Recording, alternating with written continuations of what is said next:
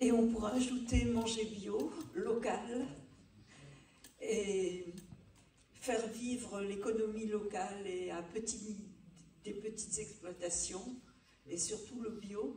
Un autre élément qu'on a beaucoup vu ces derniers hivers, c'est l'eau qui ruisselait des champs, ex-champs de pommes de terre et de maïs, et qui arrivait directement dans la rade aussi. Donc ça n'arrange sûrement rien, puisqu'on continue à couper les haies, à raser les talus, et tout et tout. En parlant des haies, dans la ville, dans les lotissements, beaucoup de gens enlèvent leurs haies pour mettre des murs, du bois, du plastique, enfin bon. Donc on enlève beaucoup d'habitats pour les oiseaux, pour tous les insectes, etc. etc. Donc on peut aussi regarder ce que nous faisons. Ils ont fait un article sur les haies et les talus et on l'a resynthétisé dans notre bulletin de l'année dernière qui a été distribué sur les marchés. Donc merci à Splan, et ils ont eu cette bonne idée des talus et des haies. Vous avez raison, parce que les oiseaux et puis toute la biodiversité, c'est fondamental. D'ailleurs, le mouvement du truyer-pie dans la rade. Le truyer-pie, ben, ça mange les coques et tout ça, donc il y a peut-être moins à manger. Et je me rappelle d'avoir vu un article de Alain là, dans l'Ouest France, et ça m'avait interrogé parce qu'il était fonctionnaire de l'OFB, il disait la rade, il n'y a pas de houle, et c'est... Alors je l'ai découpé, j'ai quelque part dans mes archives, mais il y a eu un article. Une question aussi. Isabelle, j'ai l'impression qu'on n'entend pas les ostréiculteurs sur ces questions de marée verte, et ils ne réagissent pas. Et je suis très étonnée parce que, évidemment, qu'ils subissent des préjudices, mais je ne comprends pas pourquoi dans cette profession il n'y a pas une réaction, notamment au moment où on va voter la PAC au niveau européen, on ne les entend pas. Alors, hormis sur des cas très particuliers, sur le cas notamment que vous avez cité, sur la baie de Morlaix, oui, où il y a eu les algues qui ont recouvert. En baie de Morlaix, au milieu, on cultive les huîtres au fond, en vrac, au sol, et sur les côtés, on les cultive sur les tables.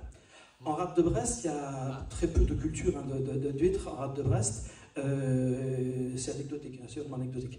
Non, je sais. Et donc, il y a un petit peu d'élevage au fond de l'autre côté de l'île Longue, par là-bas, mais c'est tout, sinon c'est quelques tables, il y a très très peu d'hectares.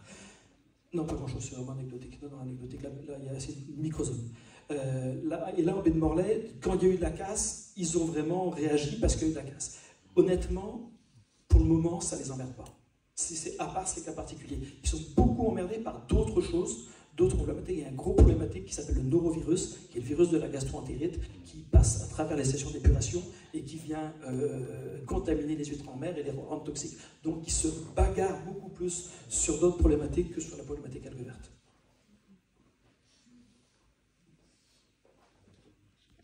Oui, Anne.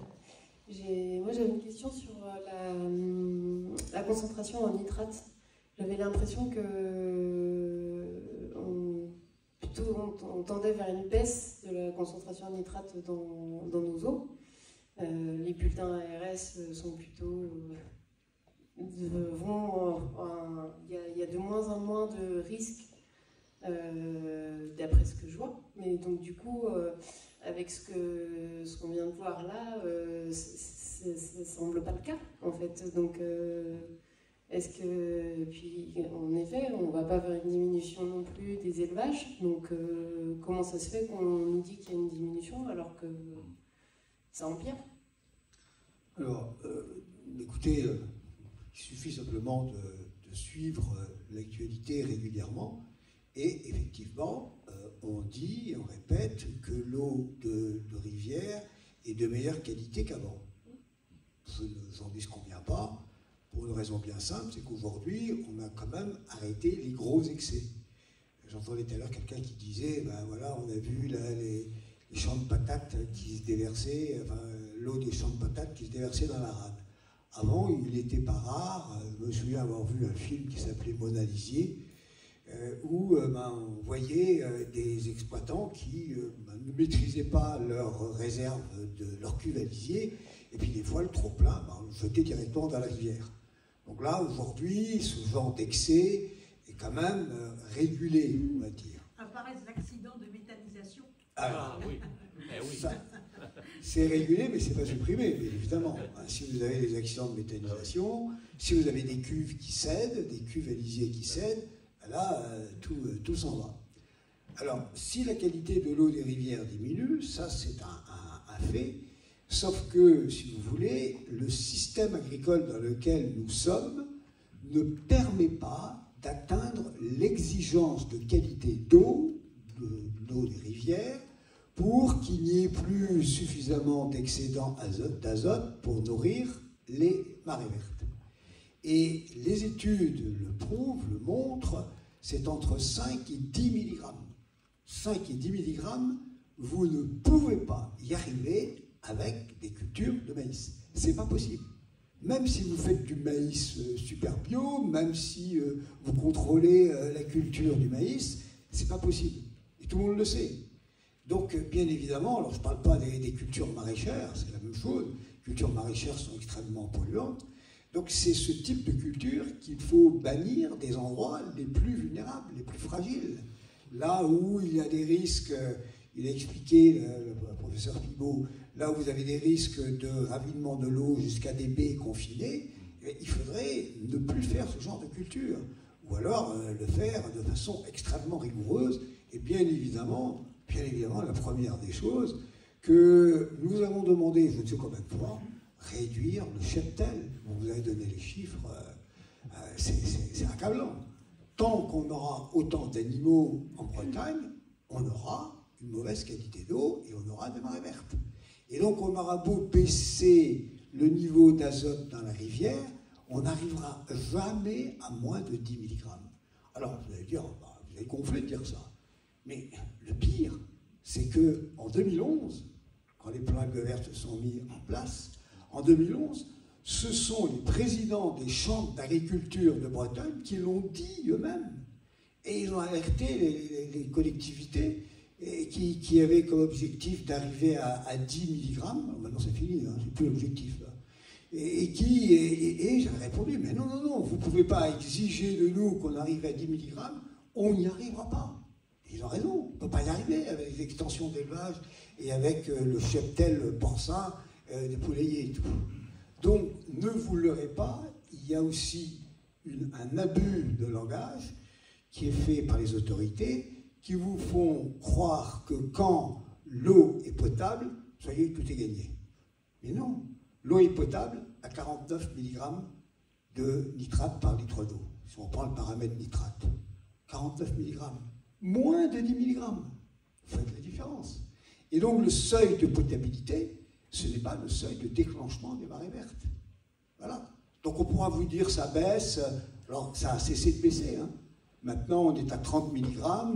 Je lisais dans le rapport officiel de Info Eau, des Côtes d'Armor, je n'ai pas vu le Finistère, mais dans ce rapport officiel Info Eau, ils disaient eux-mêmes que le taux de nitrate a augmenté au mois de mars, à la fin de l'hiver. Il a augmenté, il est passé de 27 mg en Côte d'Armor à 30 mg. Et oui, ça, c'est les effets climatiques, un peu plus de pluie, et puis ça va raviner, et donc ça arrivera à la mer. Donc, actuellement, on n'arrivera jamais à 20 mg. 20 mg, c'est réservé à la baie de Lannion.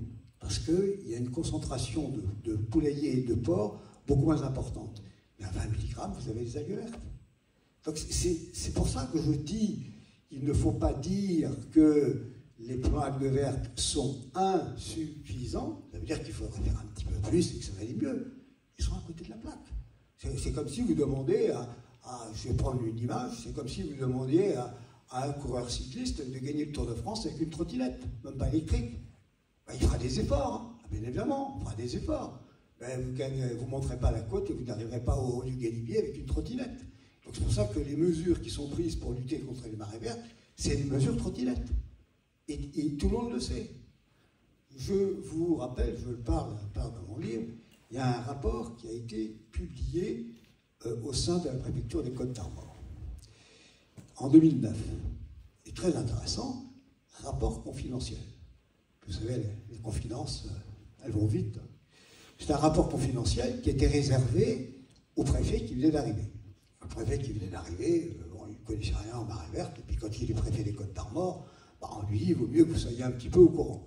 Donc ses collaborateurs font un travail rigoureux, et puis ils concluent qu'effectivement, c'est bien l'agriculture qui produit, par les excédents d'azote, les marées vertes.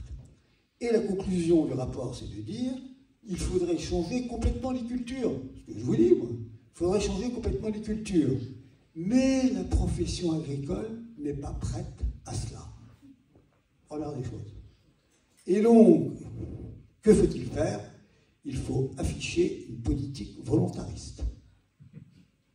Afficher une politique volontariste. Ben, c'est ça, on affiche.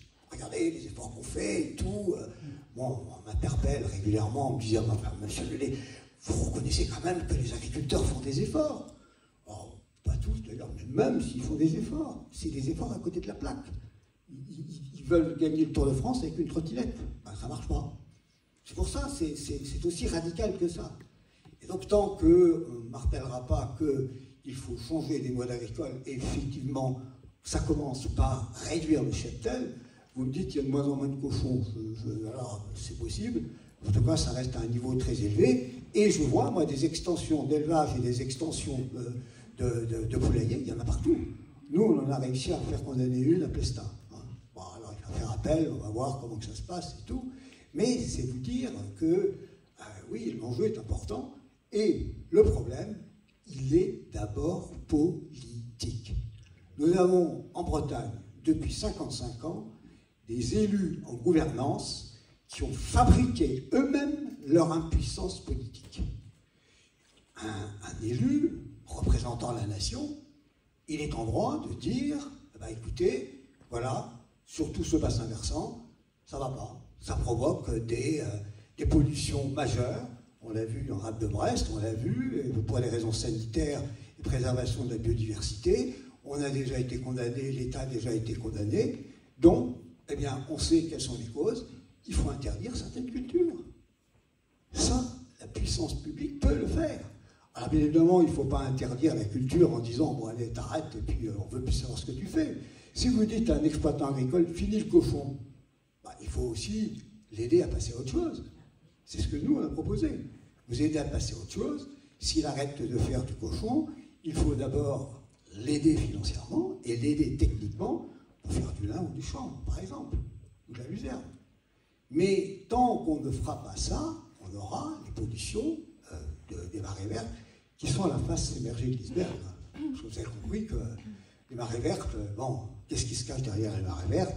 Les pesticides, les métaux lourds, les PFAS et tout, puisque c'est le même mode de culture qui provoque les marées vertes et qui provoque les pesticides. Pour fabriquer des marées vertes, il vous faut aussi, de certaine façon, des pesticides. Donc c'est cela qu'il faut dire aux politiques. Et il faut dire aux politiques, écoutez, arrêtez. Vous ne pouvez plus continuer avec des plans de verts tels que vous les présentez. Nous, c'est ce qu'on n'arrête pas de dire. Hein. Et on est quand même, petit à petit, entendu, mais par une catégorie de la classe politique. Bon, je vous ai parlé tout à l'heure de faire une enquête parlementaire sur les marées vertes. Enquête parlementaire sur les marées vertes, c'est quand même pas quelque chose de criminel. Il n'y a pas beaucoup de députés bretons qui l'ont signé, qui l'ont demandé. Il n'y en a pas beaucoup. Ils doivent se compter sur les doigts d'une main. Hein. Alors, c'est quand même intéressant. Pourquoi les députés bretons ne sont pas tous au créneau pour dire oui, effectivement, il faut qu'on fasse le jour sur tous ces problèmes que posent les marées vertes et qu'on reprenne le problème à la base et qu'on voit comme ça quel remède on peut apporter. Parce qu'ils préfèrent, comme a dit tout à l'heure le professeur Pibot, mettre la tête dans le sable. On ne veut pas voir. Continuez. C'est dans mon livre ce que j'appelle le déni. Je ne suis pas le seul à l'appeler, c'est le déni. Le déni, il est là, non, ça va bien, non, ça va bien. Hein. Et puis on continue. Donc il faut à un moment donné que la force militante des citoyennes et des citoyens dise aux élus, stop, Ça ne peut plus marcher comme ça. Moi, j'ai une petite fille, vous avez certainement des petits-enfants. Bah, quand j'avais son âge, bon, effectivement, ce n'était pas une vie merveilleuse, mais il n'y avait pas d'algues vertes et le milieu n'était pas aussi pollué. Je ne vois pas pourquoi je vais filer à ma petite fille un environnement pourri tel que l'ont fabriqué d'autres personnes que moi. Ah ben ça me suffit pour dire qu'il faut continuer. Il faut continuer à interpeller les élus. Vous savez, ils ne nous aiment pas, les élus. Ben, c'est bon signe. Si vous n'êtes pas aimé d'un élu, en Bretagne, en gouvernance, vous êtes sur la bonne voie. D'autant plus qu'il y a quelques années, on peut toujours dire qu'on ne savait pas. En plus, maintenant, on n'a plus cette excuse-là. bien sûr. On sait, je pense, là, on en a parlé beaucoup, bon, les algues vertes, c'est le sujet du jour, donc de l'azote, du phosphore. Là maintenant, comme ça ne suffisait pas, c'est le cadmium. Et donc, il y en a partout. Alors, lorsqu'on sait que lorsqu'on dépend des engrais de synthèse, etc., ou des phosphates même naturels, bourrés de cadmium, est-ce qu'on a le droit d'empoisonner sciemment les populations? Est-ce que c'est une erreur ou est-ce que c'est un crime? Là, on passe au cadmium. Alors, pour la petite histoire, sachez que nous avons participé avec un journaliste, il y a cela 6 ans, à une opération pipi cadmium. Bon. Autrement dit, c'est un journaliste qui nous a contactés, André Olivreau et moi-même, et qui nous a dit, bah, écoutez, puisque vous vous occupez des marées vertes et de la pollution agricole, bah, est-ce que vous êtes d'accord pour faire une expérience? Alors, on a dit oui, oui. Lui, il s'occupait de recruter des pisseurs et des pisseuses sur Saint-Malo. Et donc, André Olivreau, il a fait la même chose sur la baie de Saint-Brieuc. Et puis moi, bah, j'ai vu avec mes amis, on a fait la même chose sur la baie de Lannion. Et comme ça, on a pu mesurer le taux de cadmium. Alors, bien évidemment, les gens que nous avons sélectionnés, ce n'étaient pas les plus grands mangeurs de patates qu'on produit avec ces fameux engrais. Je dis les patates parce que c'est elles qui absorbent le plus le cadmium. Bon. Et donc, bon, on a eu des résultats tout à fait atypiques. Hein. On a eu des explosions de taux de cadmium chez certains. Chez d'autres, c'était plutôt bas. Moi, j'étais plutôt vraiment vers le bas. Et donc, ça a prouvé en tout cas que le cadmium, il avait un effet en Bretagne. Et donc, on le sait. Nous, c'est passé à la télé, c'était sur la 5, donc il n'y a pas de problème. Le reportage a été fait sur les mines de phosphate et tout. Puis vous voyez, pouf, pendant 5-6 ans, on n'entend plus parler. Et là, il faut qu'il y ait des médecins qui tirent la sonnette d'alarme pour que tout d'un coup, ah, il y a du cadmium dans le phosphate. Oh là là, on ne savait pas. Hein. Mais si, vous saviez. Hein, mais si, effectivement, il y a une irresponsabilité. Vous avez vu aussi les eaux de Nestlé. Comment que ça s'est passé? Bon, alors, il n'y avait pas un risque sanitaire. Hein. L'eau qu'on a servie n'était pas empoisonnée. Mais il y avait fraude sur la marchandise, parce qu'on vous disait que c'était de l'eau naturelle, et en fait, c'était de l'eau filtrée. Ben, ça a été couvert par les autres autorités. Bon. Donc, il y a cette ambiguïté, alors on le trouve partout, entre le politique et l'économique. Et si c'est l'économique qui fixe les règles de conduite politique, ben, on connaît les résultats. C'est là qu'il faut revenir à la citoyenneté de base.